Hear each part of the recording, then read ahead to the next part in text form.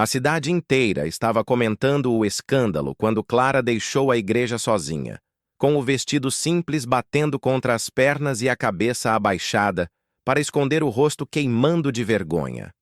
O noivo, Marco, filho do comerciante mais poderoso da região, havia acabado de anunciar diante de todos que não continuaria o casamento.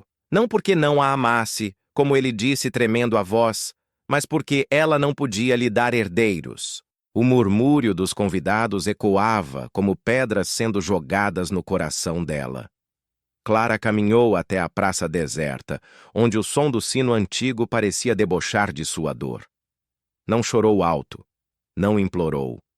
Apenas sentou no banco de madeira e apertou o terço da mãe falecida entre os dedos, como quem tenta segurar o último pedaço de si mesma.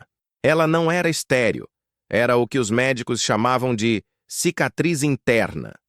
Algo que poderia melhorar, algo que poderia não mudar nunca. Mas ninguém perguntou se ela queria tentar. Ninguém quis saber da sua fé. E no fim, Marco escolheu acreditar na pressão da própria família, que dizia que mulher que não dá filhos não tem valor para um homem de nome. Clara respirou fundo e levantou, sem saber para onde ir. Foi quando viu a carroça parada na estrada, o cavalo mascando capim e um homem observando-a com o olhar calmo de quem já tinha visto muita dor no mundo. Era João Miguel, o fazendeiro mais reservado da região, e ele não perguntou o que aconteceu, não julgou, apenas disse: "Se não te querem lá, talvez seja porque seu valor não cabe naquele lugar." Clara não sabia ainda, mas aquele encontro mudaria tudo. Clara era conhecida por ser trabalhadora, discreta e bondosa. Vivia numa pequena casa no final da Rua de Pedrinhas, cuidando sozinha do pai doente e sustentando o lar com o trabalho na costura. Não tinha luxo, mas tinha fé. E era isso que a mantinha de pé sempre que o mundo parecia pesado demais. Quando conheceu Marco, achou que finalmente teria uma chance de construir algo bonito. Ele era encantador no começo, cheio de promessas, desses homens que falam bonito e leem poesia para impressionar. A família dele, porém, nunca a aceitou. Diziam que Clara era simples demais, que não tinha nome, bens, nem posição. E quando a saúde dela ameaçou impedi-la de ser mãe, a família encontrou o argumento perfeito para romper o compromisso. Mas a cidade pequena tem uma crueldade silenciosa. A humilhação não fica apenas no momento. Ela ecoa por semanas, meses, anos. Clara sentiu isso no olhar das vizinhas, nos cochichos da feira, na maneira como as pessoas desviavam para olhar seu rosto, procurando sinais de fracasso. Foi por isso que, quando João Miguel ofereceu emprego e abrigo temporário na fazenda dele, Clara aceitou. Não porque quisesse fugir, mas porque precisava respirar longe da vergonha. A fazenda era grande, cheia de vida. Animais, cheiro de mato, barulho de água correndo no córrego. Parecia um mundo diferente do dela. E João Miguel tinha o silêncio de quem carrega muito e a generosidade de quem já perdeu mais do que conta. Ali, Clara descobriria segredos sobre sua própria história e sobre o homem que a acolheu. Segredos que o noivo nunca teve coragem de perguntar. E no fim, perceberia que a vida, às vezes, devolve tudo aquilo que tentaram arrancar de nós. João Miguel conduziu a carroça devagar até a entrada da fazenda. Clara observava os campos verdes passando, tentando entender por que um desconhecido demonstrava tamanha bondade. Ela apertava o terço no bolso, lembrando das palavras da mãe. "Filha, Deus sempre coloca alguém no caminho quando a gente acha que acabou." Quando chegaram, Dona Lourdes, cozinheira antiga e língua afiada, saiu do alpendre com a mão na cintura. "Cruz credo, quem é essa moça, João?" "Uma trabalhadora que precisa de descanso", respondeu ele. "Hoje ela fica aqui." Lourdes olhou Clara de cima a baixo e viu mais do que aparência. Viu a alma abatida. Amoleceu no mesmo instante. "Entre, minha filha. Vou preparar um caldo quente." Clara sentou à mesa e, pela primeira vez naquele dia, sentiu os ombros relaxarem. Enquanto comia, observava João Miguel de longe. Ele conversava com um dos peões, sério, mas com uma gentileza escondida no jeito de falar. Alguns comentários maldosos ecoaram entre os homens.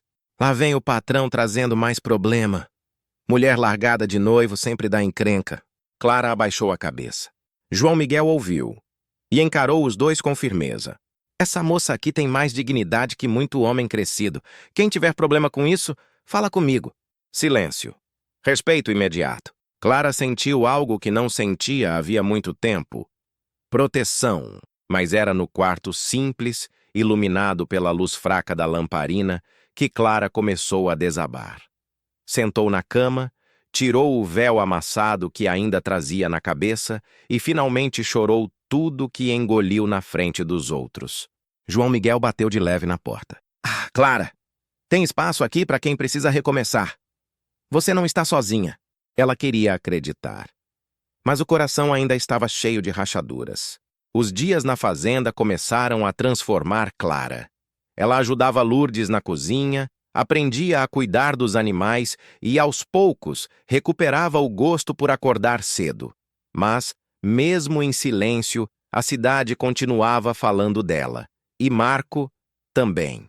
Numa tarde, Clara estava recolhendo lençóis quando ouviu João Miguel discutindo com alguém no terreiro. Reconheceu a voz. Marco, vim buscar o que é meu. Ele dizia. Ela ainda é minha noiva. Clara congelou atrás da porta. João Miguel cruzou os braços. Sua noiva?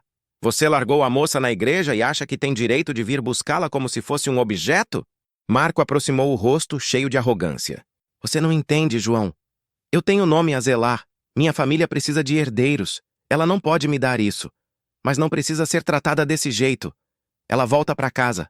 Clara saiu da sombra, firme apesar do coração acelerado. Eu não volto, disse ela. O senhor não me quer. Meus erros não são moeda de troca para o seu orgulho. Marco corou de raiva. Você não entendeu nada.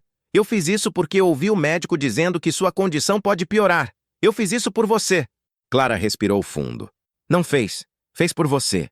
E pior, escondeu que o médico também disse que havia chance de eu melhorar. João Miguel ergueu o olhar. Essa parte era nova para ele também. Marco empalideceu. Clara continuou. Sim. Eu li o relatório que o senhor rasgou. Eu vi na mesa da sua mãe. O silêncio caiu pesado como pedra. Marco tentou se recompor. Clara, eu... Chega, ela disse. O senhor me perdeu antes mesmo de me humilhar no altar. Marco foi embora sem olhar para trás. João Miguel se aproximou e falou com voz baixa. Clara, você merece alguém que lute por você. Não alguém que te esconde por conveniência. Ela sentiu pela primeira vez que talvez merecesse algo mais. Clara continuou trabalhando na fazenda, mas aos poucos começou a notar algo estranho. João Miguel sempre olhava para famílias com um certo peso no olhar. Observava crianças correndo, mães chamando filhos, pais inseguros, como se carregasse uma dor que ninguém entendia. Um dia, durante a ordenha, Clara comentou. O senhor sempre fica pensativo quando tem criança por perto. João respirou fundo. Não sou casado, nunca fui. Mas já tive uma família, Clara. Ou quase tive. Ela parou, respeitosa. Ele continuou. Há muitos anos atrás eu estava noivo. Ela engravidou. A gente ia construir tudo juntos. Mas o bebê nasceu antes do tempo. Não resistiu. E ela também não. Clara sentiu um aperto no peito. Desde então, ele completou, aprendi que amor não é sobre gerar filhos, é sobre gerar vida no outro. Clara não conseguiu responder, mas algo dentro dela se encaixou. Talvez não fosse coincidência estarem ali. A fazenda começou a prosperar. Clara ganhou confiança, começou a costurar para fora e fazer pequenos bordados que o povo da cidade comprava em segredo, sem admitir que admiravam seu talento. João Miguel acompanhava cada conquista com um orgulho discreto. Você tem mãos que transformam, ele dizia, e um coração que não quebra. Clara sorria, tímida, mas feliz. E quanto mais ela florescia, mais a cidade se calava. Aquela mulher que foi humilhada no altar agora caminhava erguendo a cabeça, ensinando que dignidade não se perde por causa de um homem. Escolhe-se guardá-la. Marco, por sua vez, começou a perder negócios. A verdade sobre sua atitude se espalhou. A arrogância que a família mantinha não resistiu ao peso da própria injustiça. E a cada queda de Marco, Clara aprendeu que Deus não humilha ninguém, apenas reorganiza a verdade. Meses depois, numa manhã iluminada, Clara estava recolhendo flores no jardim quando sentiu alguém atrás dela. Era João Miguel. Ele segurava algo nas mãos, uma pequena caixinha de madeira. Clara prendeu a respiração. João, o que é isso? Ele abriu devagar. Não era aliança.